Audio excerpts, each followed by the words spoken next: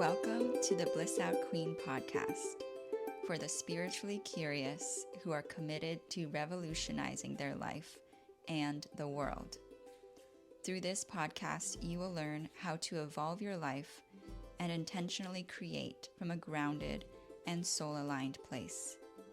I call this the Bliss Timeline, a reality where you are living in a flow state, abundant and balanced with your heart, soul, and natural rhythms. What I share will come from my own discoveries while exploring this timeline and learning how to develop it. If this sparks excitement in you, I encourage you to follow the podcast, share with a friend, and go on your own exploration of your bliss timeline.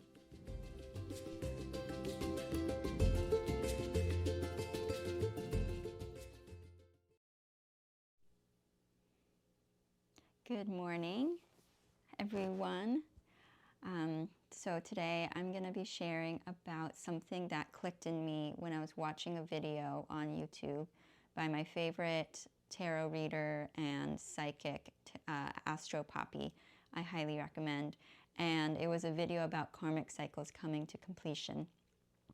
And in it, he was talking about generational wealth and the alignment that's already there for the people, whoever is drawn to that YouTube video, they're drawn because it relates to them and resonates to them and where they're at. So I always trust whatever is being spoken.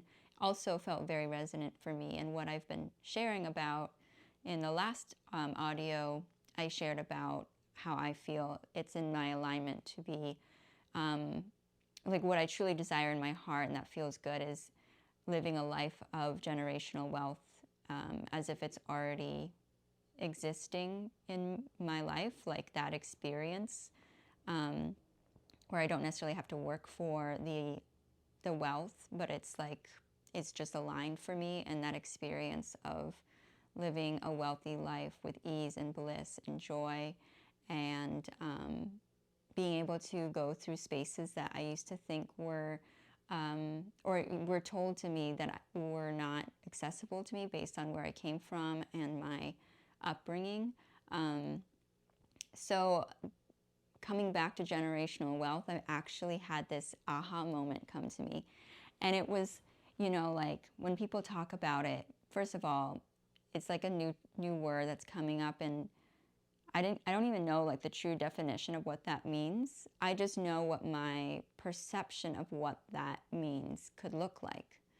And I see that as something where, kind of like old money, that phrase old money, something where the families had a lot of wealth that they've grown and maintained, and the value has increased. They have properties or assets that have a lot of value. Maybe their children or themselves are not required to work in order to enjoy the riches that come from that wealth that was built over time. Different things like that.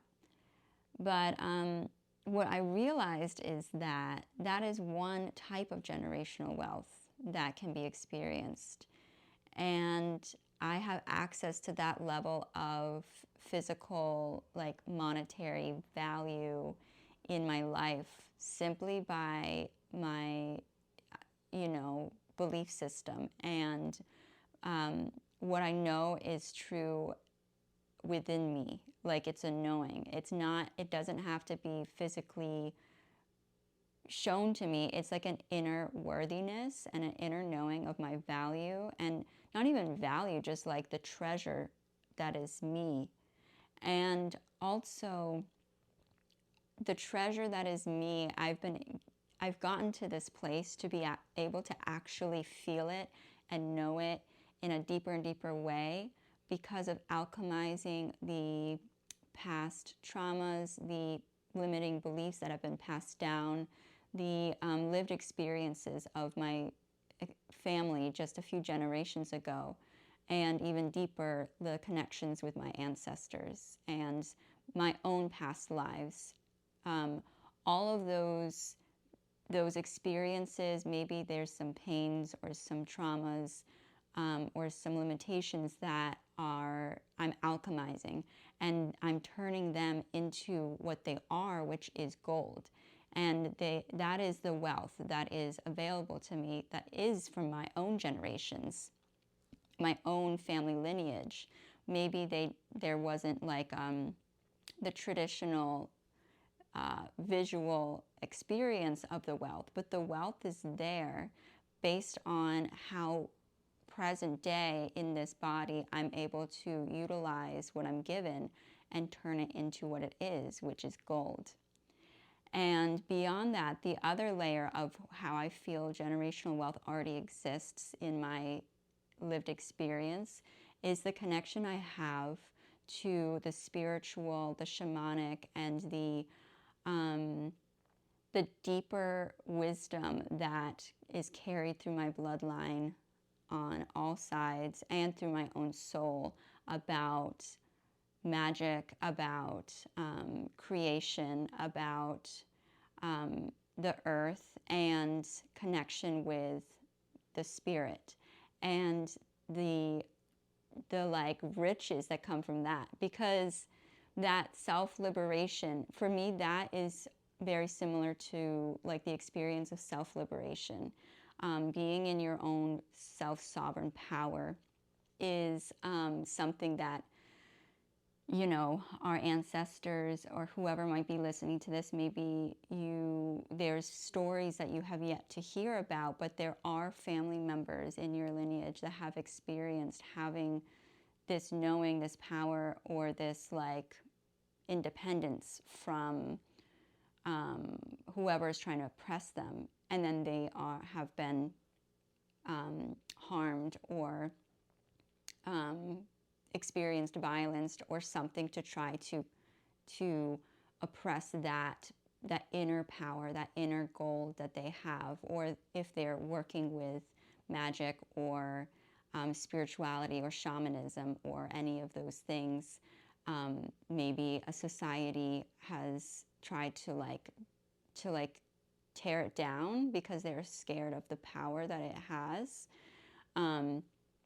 But you're connected to those people and to that knowledge. And this is a time now where, when I'm saying this stuff, like the fear that I'll be like hunted by the government, or like, you know, like ostracized by my community, or something where I'm, you know, in danger, it sometimes still comes up in me. It used to be so much stronger. Like I would stand in in an apartment in New York City where there's a lot of things going on around you, so you feel very exposed. You know, you're just wall to wall, floor to floor with other people. The windows are revealed, like across the street there's other people, so you can easily feel seen and like in a fishbowl in a way. And I would be scared that like me doing my natural like rituals and movements with dance and alchemy and like connecting with the spiritual world in the way that I do it would draw attention to me, and that I would be seen, and it felt almost shameful. And I felt scared to be seen doing that, or that someone would sense it happening. And it's because it has a lot of power and potency for us as an individual to be unlinked from this mentality and energy of survival. And survival in our generations past was a lived experience, and present day there's people that are experiencing life and their focus is survival. But there's also a lot of us that our survival is taken care of. Like, it really, if you were to just shift your mindset and your energy and focus from survival to what you already have in this moment, it would just immediately change your whole like energy. And that concept of survival was created when the power dynamics were shifted, and when there became like this social hierarchy, and everywhere around the world that look different. But this social hierarchy of who's on top and who's on bottom, and who has control and who doesn't. And the survival mentality, it runs through all spheres of society, whether you are the leader of a country, or the, just having an average job somewhere, or like you're a farmer, or you're a whatever. No matter who you are, the survival, like back in the time of colonialism and imperialism, was created because there's this fear of not having your needs met by both those who had all the riches and those who were oppressed and taken advantage of and kept small. So that survival mentality, that those beliefs and habits run through both sides of the coin, is what I'm trying to say, if this makes sense. And so present day, no matter where you are, like that habit mentality and those connections to that past comes up all the time. It runs your life more than you know, and I hear it in my world, like constantly. It's tied to forgetting that you have the ability to change your life.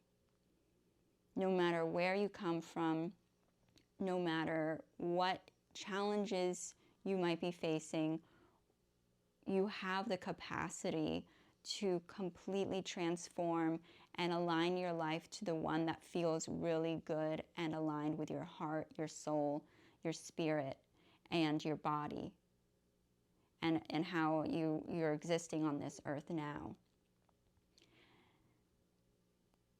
So the generational wealth already exists in me, and because I'm creating the gem, like I'm the alchemist of what is being offered to me through my family lineage and through my, like, where I was brought into my, upbringing, and all of those things are all gifts, and they're all treasures.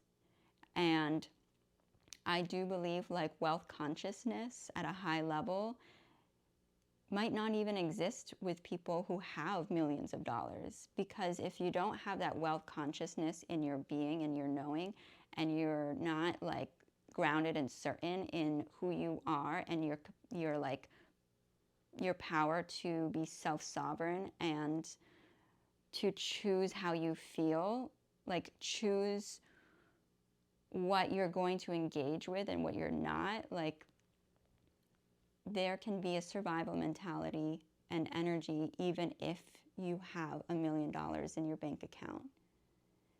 There's no difference between that and someone who has maybe $5 in the bank account. Someone can have $5 in their bank account. I have been that person who has $5 in her bank account, and I have the ability to still feel abundant, to, like, be in the energy of abundance, to, like, know that there's like wealth in me, and there's this treasure. It doesn't define me. It doesn't mean I'm gonna drop dead. Like, does that mean I'm gonna drop dead? Is that the most scary thing for me, is that maybe it'll continue to unravel into a spiral? Well, you have the ability to pause and spiral upward by breathing, by centering yourself, and asking yourself, what is happening in this moment? Do I have resources available to me? Are there people in my life that care? Do I have a place to stay right now? And for some people, maybe that's a no. But I'm curious to know, like, which people are drawn towards what it is I'm sharing, because I don't think that everyone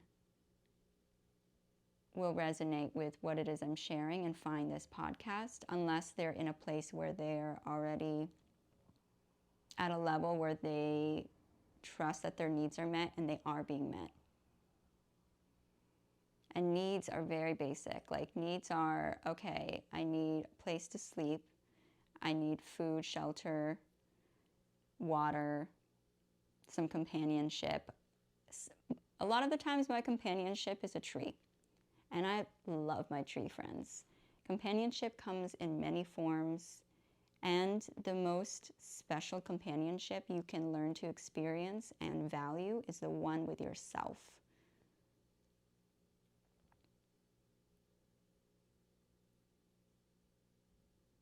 So the mentality and the energy that you approach your life, it's not dependent on what's in your bank account. It's dependent on your connection with yourself and this alignment, this vertical alignment with your channel, your heart, and your connection with a higher power, knowing that everything is happening for your benefit. And I would say some building blocks that have really helped me to get to this place has been to move myself out of victim mindset and victim mentality and victim triangles, and to step out of that, to notice times where I feel like this like weird pleasure that I'm like a victim, you know, in a situation or something. Like, I recently felt it again when I was writing about my manifestation desires around fitness. And the trend that seems to happen is that something happens in my body that makes me have to pause whatever progress I've made in, you know, building muscles or running or reaching a goal. And then I have to pause that and take a step back. So I'm working through like why there's this limitation in my experience with fitness. But in that moment I was journaling, I felt this little like evil ha ha ha. It was like pleasurable to be in that place of, you know, this keeps happening, or this like victim feeling. There's a secret delight in it, and I think no one can really, like, you can feel it when you let yourself feel it. Like, oh, it kind of feels good.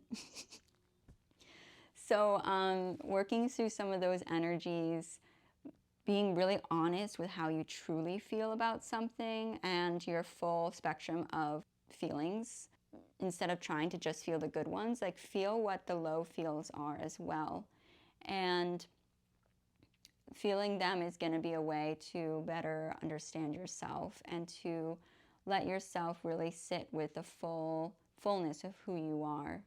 Another really important building block is anything related to self-esteem, anything related to like a self-love journey, healing self-love, any part of your body that feels like it needs extra attention. And I think a lot of people, especially feminine bodies, would relate with, this is my experience, has been healing my sacral chakra, has been like a years-long journey and continues to you know, come up. But that really is important and tied with where I'm at now and my sense of self-worth and my sense of self-pleasure.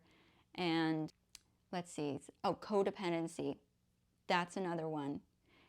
Releasing the ties with codependency in the relationships you have. And another really important building block that has gotten me to this place has been really letting it click, like how many experiences I've allowed to happen or I've said okay to that really, they weren't for me.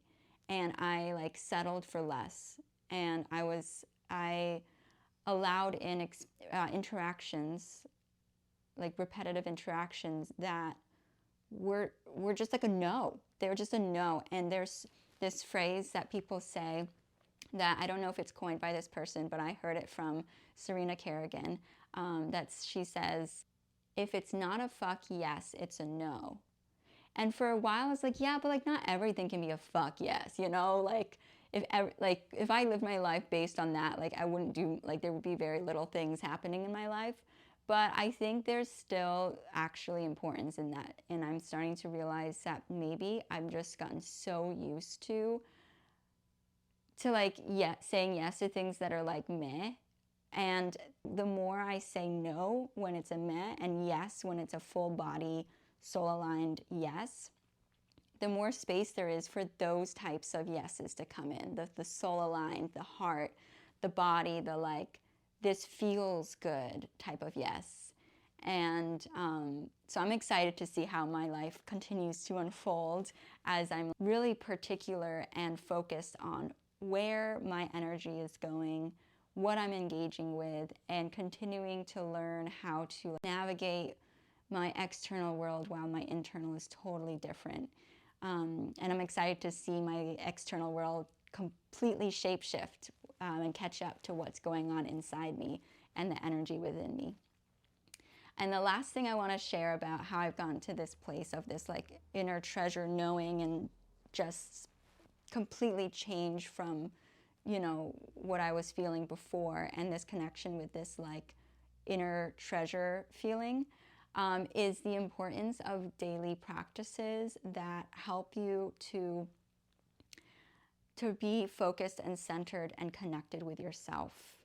First thing in the morning, in the evening, and in general, just noticing what activities are supportive to your mental health and your emotional health and what are not. So for me, like a few times this past week, I've stayed up late and noticed my screen time really impacts my connection with my body and kind of takes me out of my body. And then I've just been feeling I've been feeling even more sensitive than before to what is feeling like good and what isn't. Something that really supports me a lot is daily yoga. So even like 10 minutes in the morning, it just really helps me to stretch my body, to like be in my body and to have a moment with myself and that sense of self-empowerment. So I know what that feels like going into the day. What else? Yeah, those are really important ones. If it's nice out, like going for walks can be really helpful. Connecting to nature. And I think I've already shared a bunch of other tips in the past audios, so you're welcome to check out all the previous audios. I think every audio I share basically something that can be helpful for your well-being. And yeah, just being really mindful about what is it that's nourishing you, uplifting you, and what is it that is not.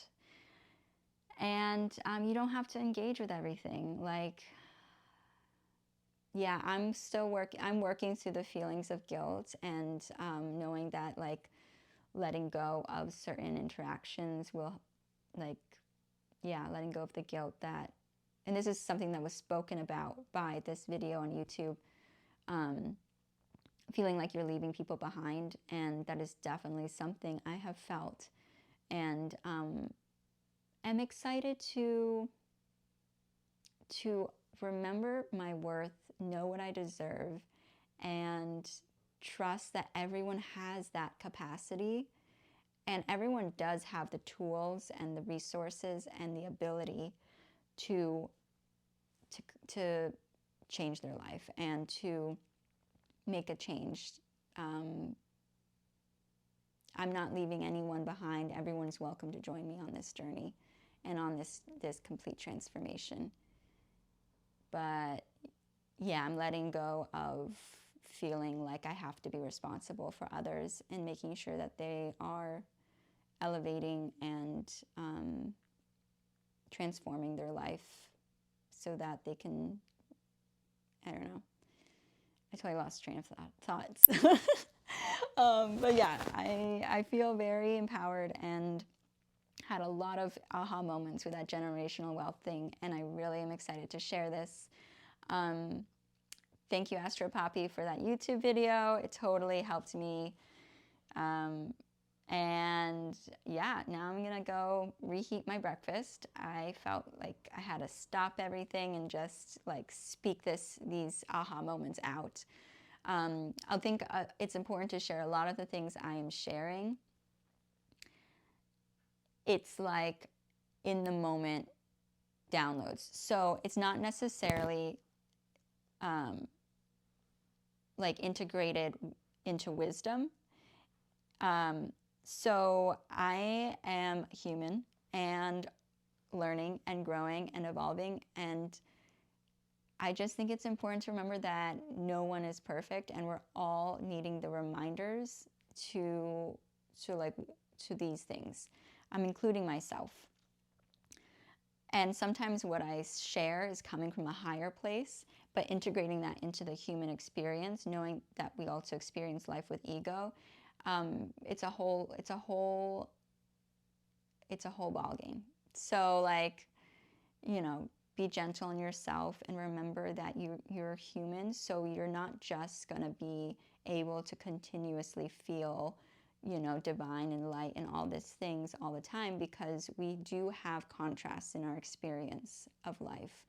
And so with highs, there are lows. And I'm excited to learn more about like letting the lows just kind of happen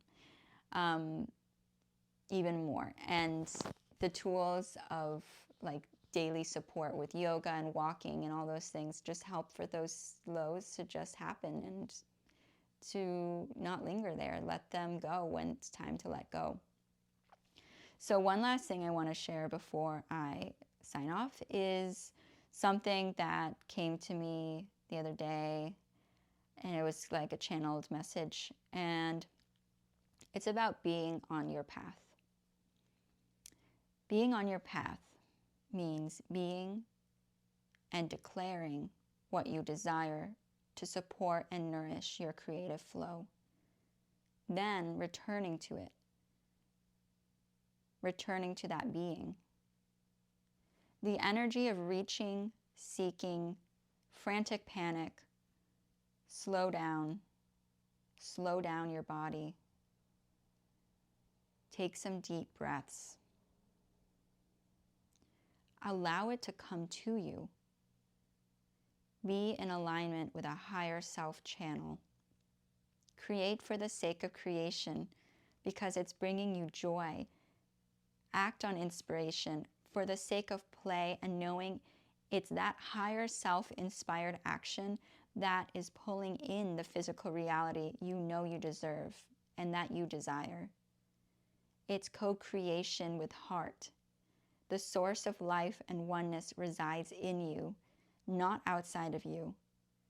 Your physical reality shape shifts in this focused alignment and groundedness of this truth. You are always taken care of by spirit. Your needs are always going to be met and your desires fulfilled. The greatest joys of your life are happening right now. Be present to experience and receive these gifts. Your joy and happiness is a gift for the world. It does matter. It is important. What is in soul, heart, body, full alignment for you right now. In this moment, mine is to take a shower. So that's what I wrote the other day, and I